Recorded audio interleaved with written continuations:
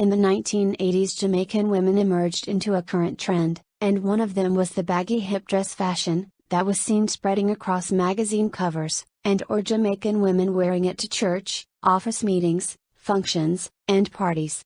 The dress were slightly fitted around the lower hip area, with the top slightly loose with quarter sleeves. Some were 2 to 7 inches above the knee.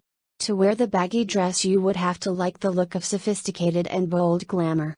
Because they were sassy, neat, clean-cut and sexy.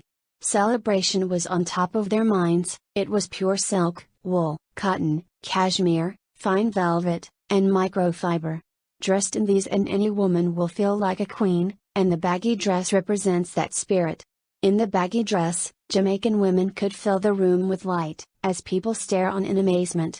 The glamour cut dresses also brought with it a classic atmosphere. It was a symbol of beauty, elegance, and business. The way Jamaican women put attitude while wearing the baggy dress was as if life could get considerably wealthy. Those swirling hips represented life and enormous opportunity.